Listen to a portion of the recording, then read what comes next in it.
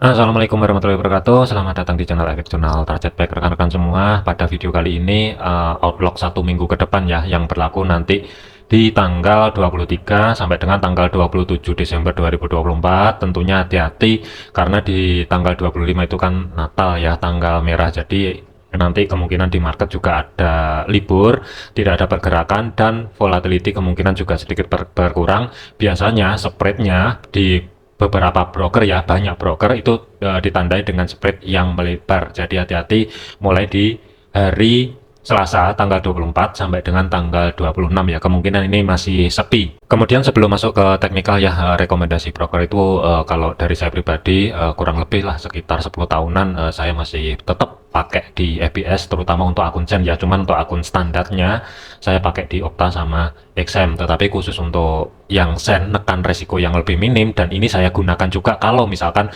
kelebihan dari target bulanan itu, lebihnya itu saya transfer di akun Sen, baru saya akan fokus di situ. Akun standar saya liburkan, jadi ini lebih ideal untuk nekan resiko yang lebih minim ya. Untuk kelebihannya pun dari FBS ini historinya itu panjang banget. Contoh di gold itu kita masih bisa liatin dari segi time frame daily, weekly, monthly pun itu kalau misalkan ditarik ke belakang kita masih bisa liatin history di bawah tahun 2000 ya. Jadi pola pergerakan dari time frame besarnya itu kelihatan banget, lebih enak kalau kita liatin dari segi time frame besarnya, terutama untuk swing ya. Dan untuk pemula ya, saya sarankan menggunakan akun Sen. Brokernya mau pakai apapun terserah, silahkan bebas. Tapi kalau untuk rekomendasi saya, karena ini sudah saya pakai juga sekitar 10 tahunan dan sampai sekarang ini juga nggak ada masalah, makanya saya berani merekomendasikan menggunakan untuk akun Sen, terutama untuk belajar ya, untuk pemula dan untuk rekan-rekan yang mungkin modalnya di bawah $100.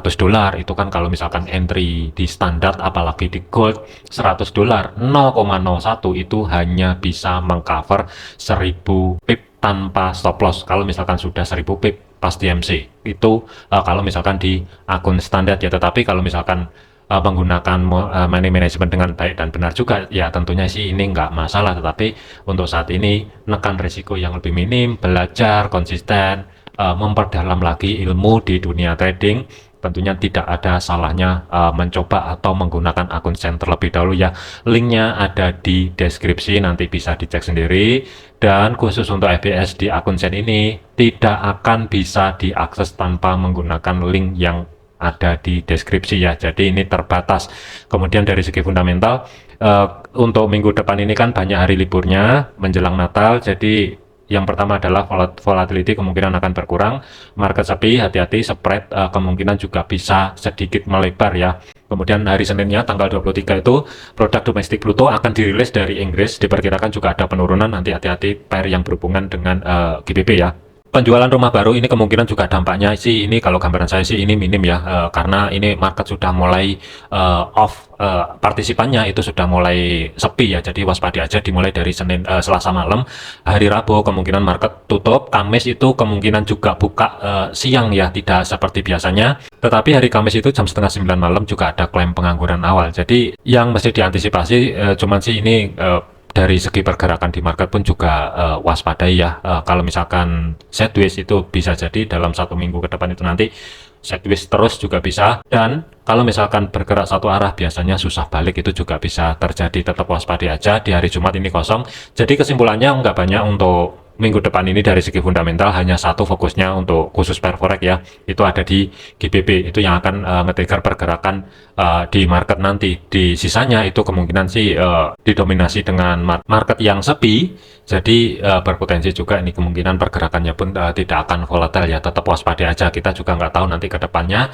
untuk minggu depan nanti itu yang ada di market itu seperti apa. Kemudian dari segi gold ya, untuk outlook 1 minggu ke depan kita bahasin flashback sedikit. Open market di hari Senin ya, kurang lebih itu kan berada di zona support ya, kemudian harga kedorong ke atas, ketahan di level area batas bawah konfirmasi pivot, kemudian turun membuat konfirmasi, koreksi, dan drop secara signifikan. Kemudian dropnya ini ketahan di area antara support kedua weekly sampai dengan support pertama monthly ya, antara 2595 sampai dengan 2574. Tidak ada konfirmasi penutupan di bawah level area 2575 atau 2574 di sini, dan harga ini kan bergerak kembali ke atas. Kenaikan atau sentuhan pertama harga dari bawah ya, kurang lebih kan level areanya pas di sini, ke reject turun turun, retest kembali, tidak mampu break low di di hari yang sebelumnya ya. Kemudian menjelang penutupan market kemarin kan harga ini pelan-pelan ngerambat ke atas langsung spike ya. Ini triggernya sih dari segi fundamental. Yang pertama dari Jumat kemarin ya, negatif untuk USD itu yang menjadi trigger. Yang kedua adalah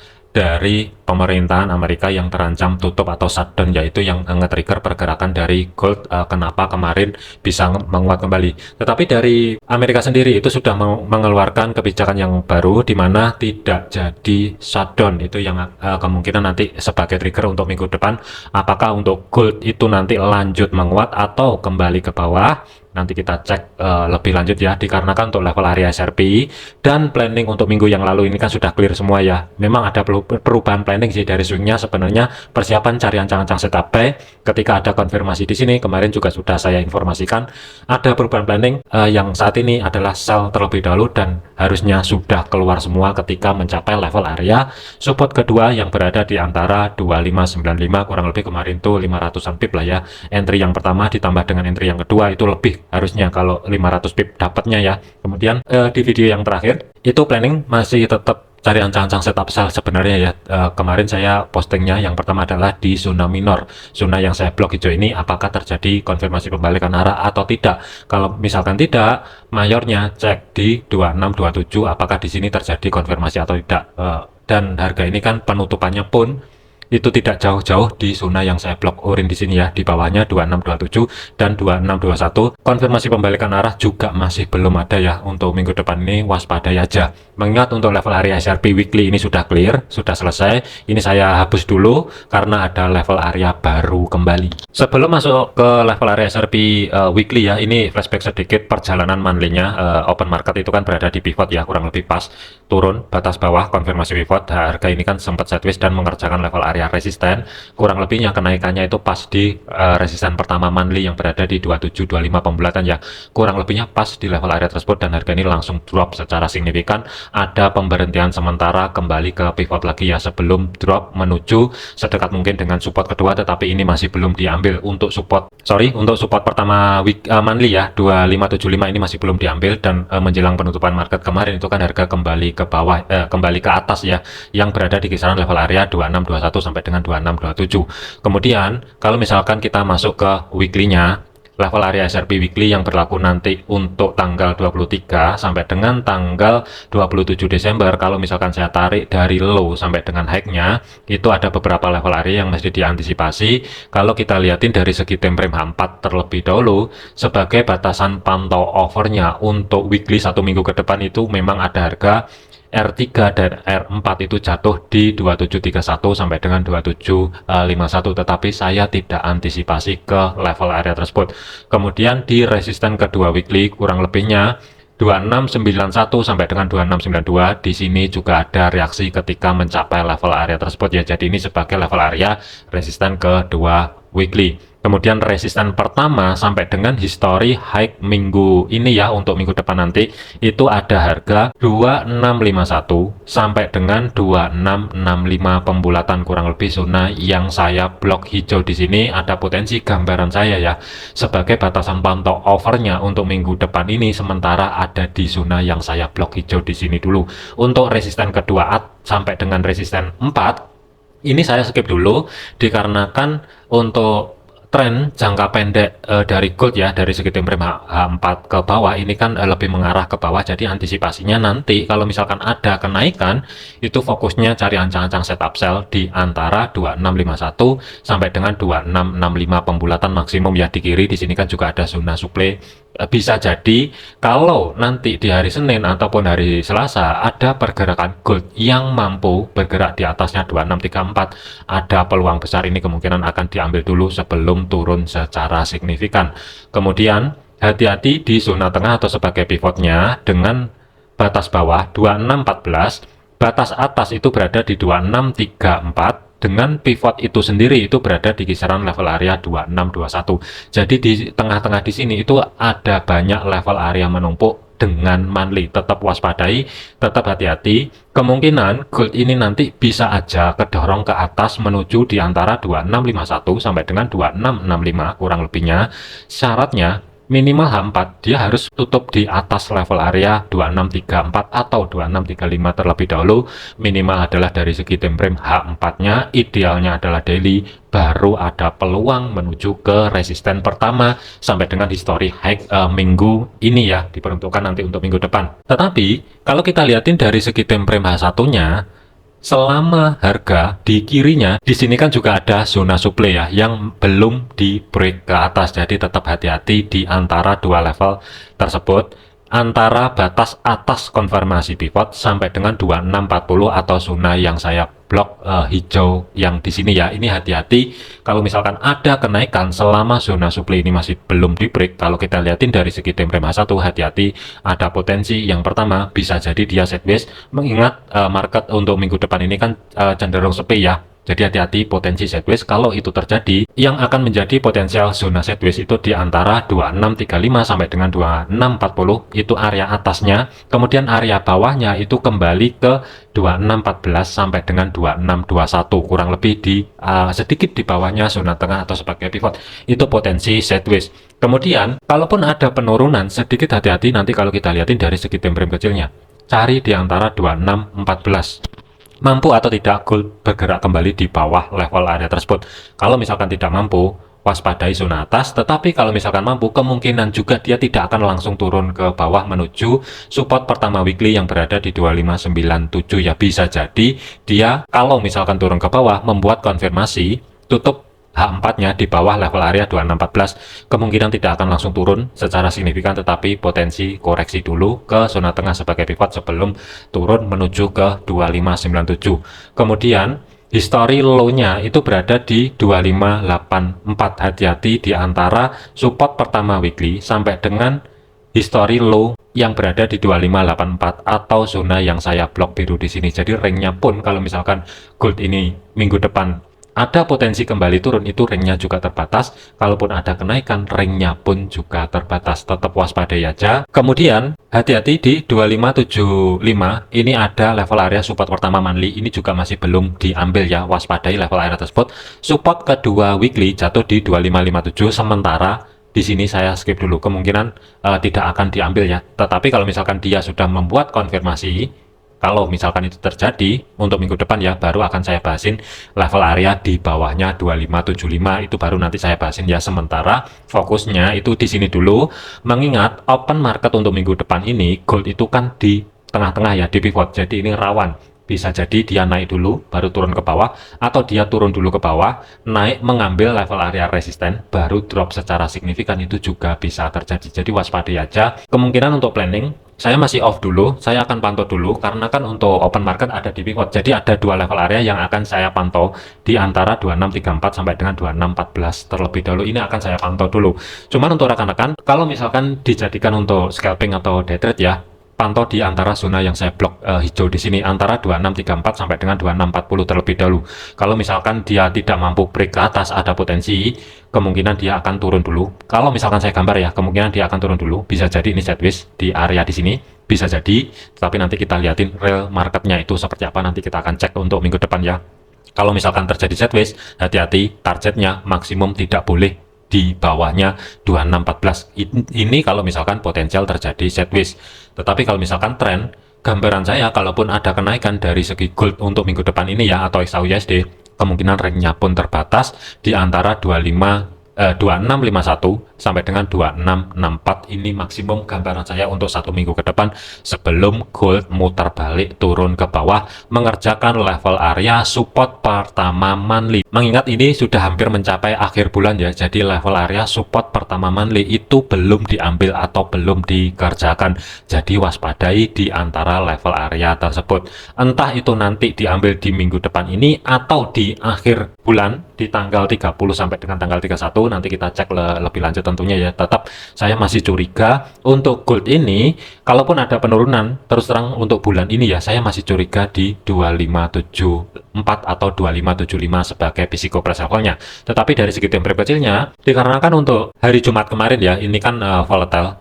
Tetapi sih sebenarnya kenaikannya pun juga nggak tinggi-tinggi banget ya, karena dari segi weekly-nya pun ini kan body candle-nya kan juga merah, jadi ini body candle weekly untuk minggu ini itu kan bearish sebenarnya, tetapi kalau kita lihatin dari segi time frame satu tentunya ini berbeda. Ini memang ada kenaikan, kelihatannya sih signifikan terbang ke atas. Sebenarnya ini nggak kemana-mana sebenarnya, jadi nggak jauh-jauh juga dari history high di tanggal 19 kemarin ya di zona tengah atau sebagai pivot. Penutupannya pun juga masih di bawah high-nya di tanggal 19 kemarin. Jadi ini sih lebih kecenderungan sebenarnya sih ini sideways. Kemudian waspadai kalau misalkan saya tarik ya untuk trendline-nya itu seperti inilah kurang lebih gambarannya.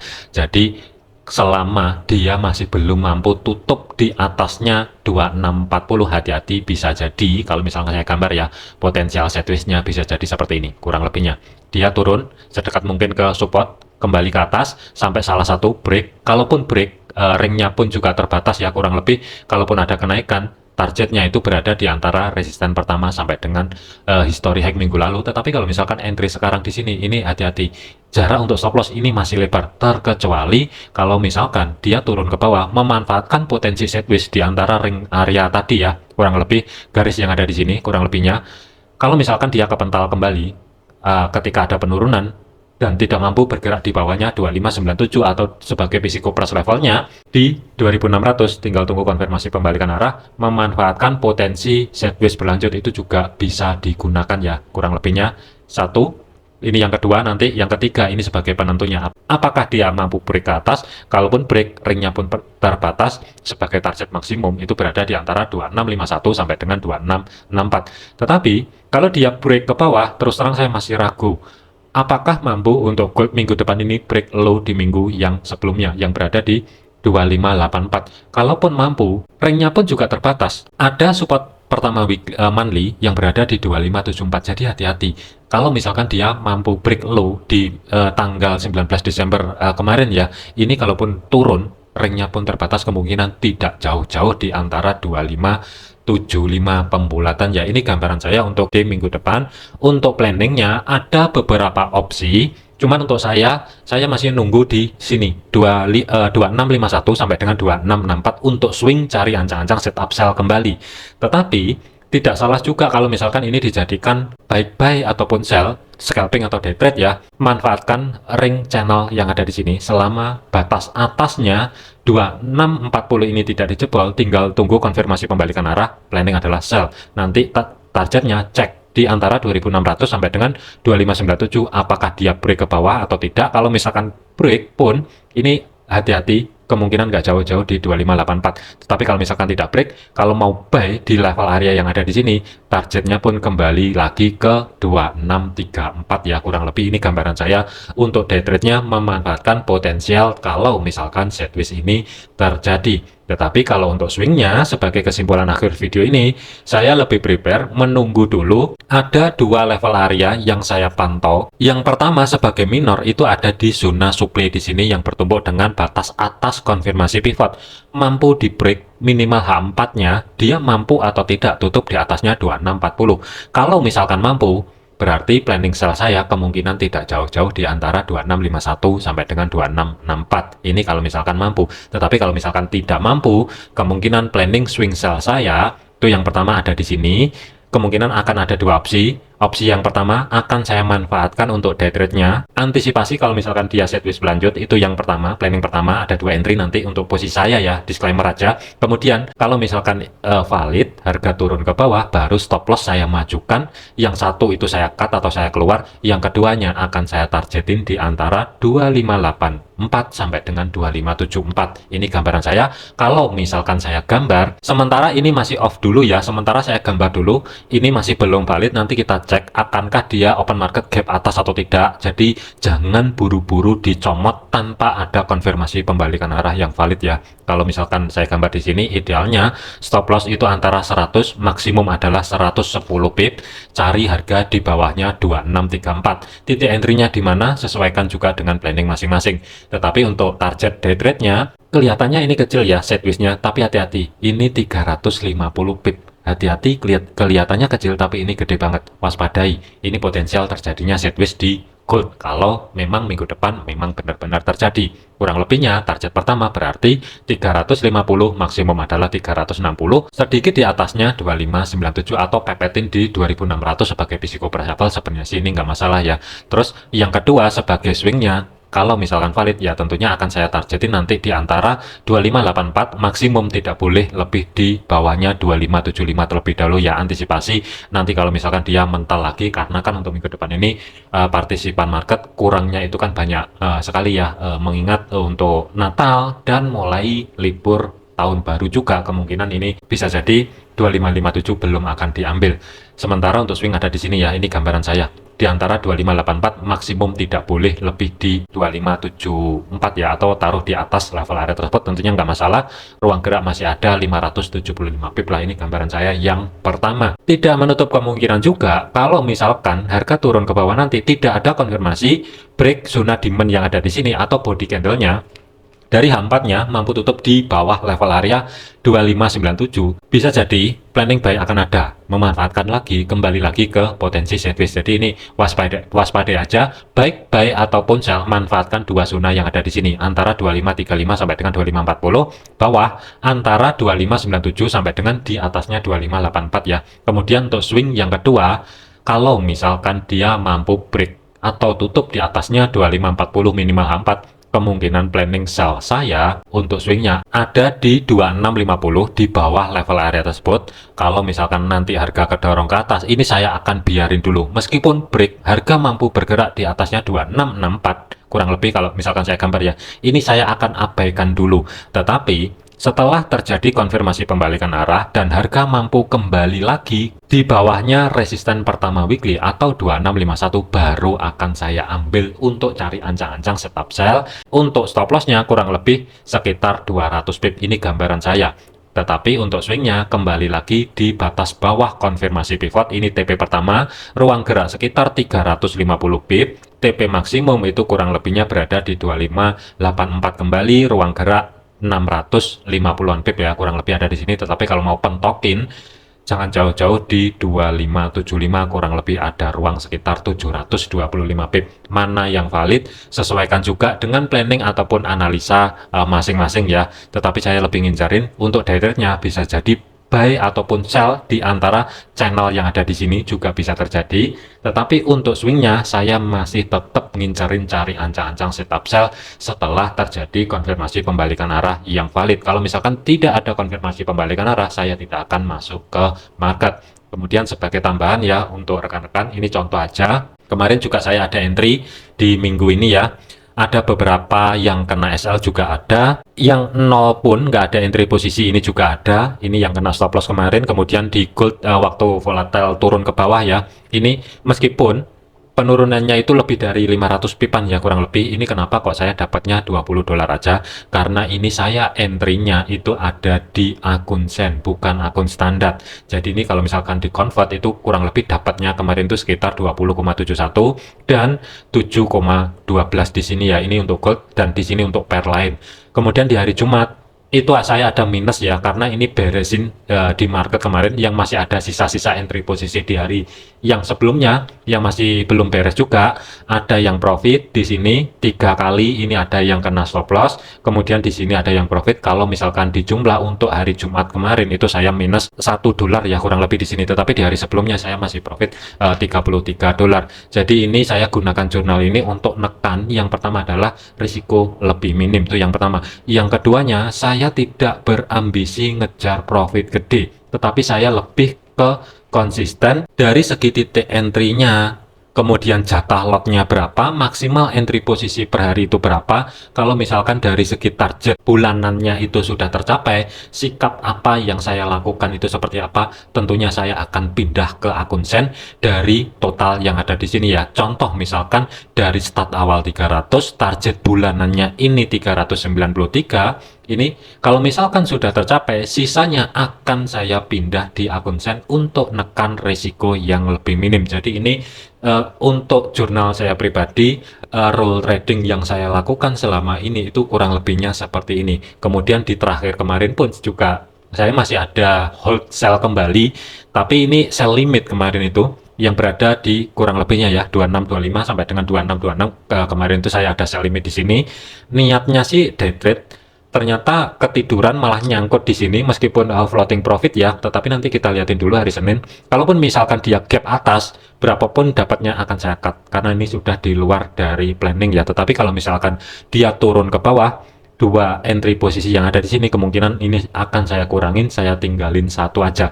Tapi jangan liatin 77 dolar di sini, 71 dolar dan 67 dolar di sini ya. Jangan liatin di sini karena ini adalah akun sen dan volumenya ini lotnya 0,25 akun sen, jadi tidak ada 0,01 di standar ya, jadi seperempatnya untuk menekan resiko lebih minim. Kembali lagi ya, ini sebagai contoh aja, jangan ditiru ya, tetap kembali ke planning masing-masing. Oke, jadikan video ini sebagai referensi aja ya, jangan dijadikan sebagai patokan. Segala keputusan resiko menjadi tanggung jawab masing-masing. Kalau misalkan ada perubahan planning, nanti akan saya update seperti biasa di video lanjutannya ya. Tetap disiplin, konsisten, jangan overload, jangan overtrade. Terima kasih, sampai jumpa di video yang selanjutnya.